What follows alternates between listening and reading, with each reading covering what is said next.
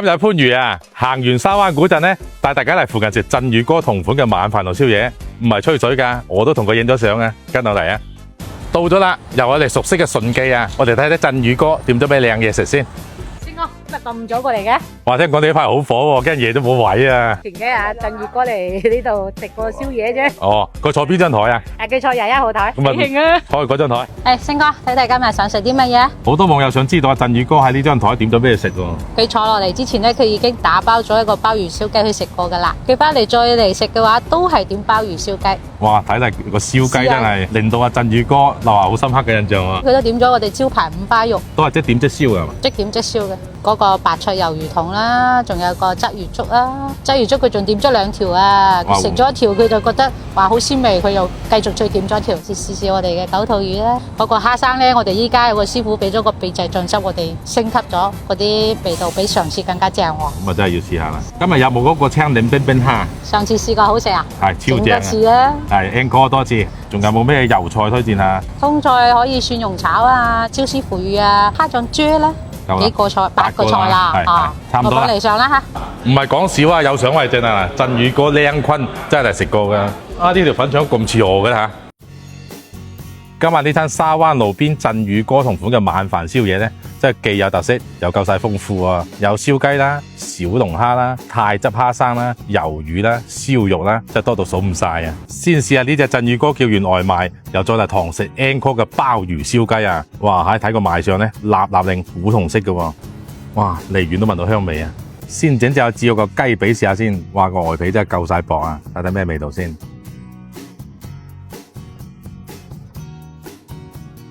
哇！唔怪之鎮宇哥點完外賣嘅堂食啦，皮脆咧，肉嫩，雞有雞味，而且火候啱啱好啊！話明係鮑魚燒雞，梗係視為個鮑魚啦。出爐嗰陣咧，個湯汁仲滾住喎，都幾大嚿啊！試試先。估唔到咁嘅搭配都幾正喎，鮑魚吸收咗雞嘅香味，兩者融合翻，既鮮既入味。呢一碟泰汁浸蝦生呢，上次食過你已經夠晒正啦。順姐話今次呢係升級版喎，睇下咩升級先，係味道升級啊，定係啲蝦升級啊嗱？食法方面呢，夠晒新派啊，一羹一隻，攞嚿蝦肉上嚟試試先。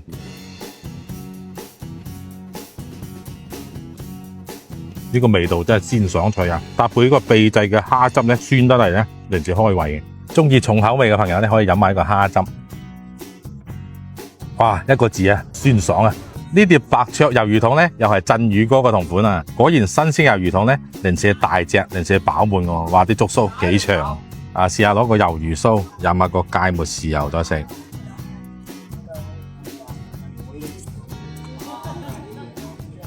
呢種食法呢，果然係特別鮮嘅，個魷魚品質好靚啊 ，Q 彈爽啊！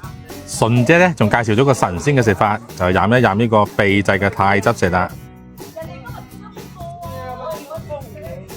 呢種味道真係打開新世界喎，估唔到同個魷魚都幾搭嘅喎，酸爽得嚟呢，好鮮啊！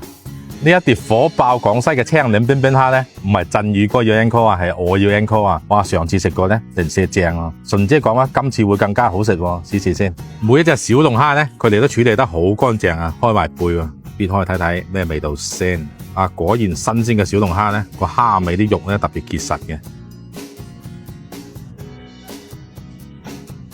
哇，果然今次更加好食啊，清爽鮮啊，好特色。鎮宇哥同款啊，招牌嘅脆皮五花肉，真係齋睇個賣相呢，都夠晒脆啊！而且每一嚿呢，都係金黃色嘅喎。食法方面呢，攞塊生菜啊，夾一嚿五花肉上去，揸埋就可以食噶啦。試試先。哇，真係一如既往咁正啊！咁樣食法呢，特別解膩得嚟呢，入邊食到肉嘅香味啊，好香脆。呢碟椒鹽嘅九肚魚呢，真係可以講係大灣區宵夜一道名菜啊！基本上好多宵夜檔呢都有嘅喎，特別係香港、澳門地區啊，我哋夾一嚿睇睇先。哇，炸到金黃色嘅，應該好正啊！試試，真係唔錯喎，外脆內嫩啊！九肚魚呢冇乜骨嘅，真係啖啖鮮啊！食慣咗普通油菜嘅朋友呢，可以試下一個蝦醬啫通菜啊！估計大家隔住屏幕呢都聞到蝦醬嘅香味啊！夾不住通菜款試下先。估唔到蝦醬同通菜嘅搭配呢，這身呢係鹹香脆甜啊！順姐，誒，星哥，呢個沙蟲鯽魚粥應該點食呢？先撈咗個鯽魚片先，我幫你撈佢嚇。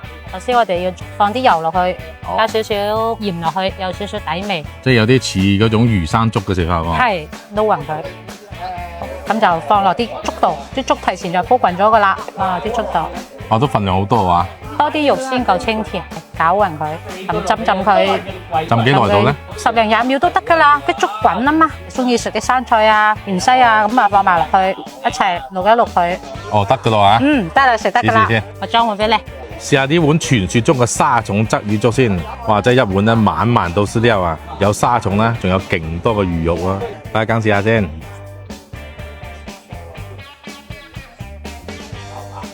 哇！個鯽魚咧本身已經夠鮮㗎，搭配埋個沙蟲咧，簡直係鮮上加鮮啊！個粥夠晒甜啊！你每一啖粥水咧都好綿滑㗎喎。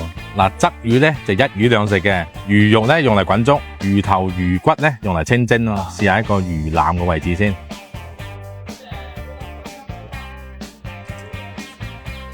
現點現整嘅鯽魚咧，果然係零舍嫩滑嘅。今晚呢餐鎮魚哥都比拉嘅沙灣晚飯咧，真係既有特色又抵食啊！嚟沙灣嘅朋友可以感受下沙灣嘅煙火氣啊！番禺做咩好嘢食，記得話我知啦〜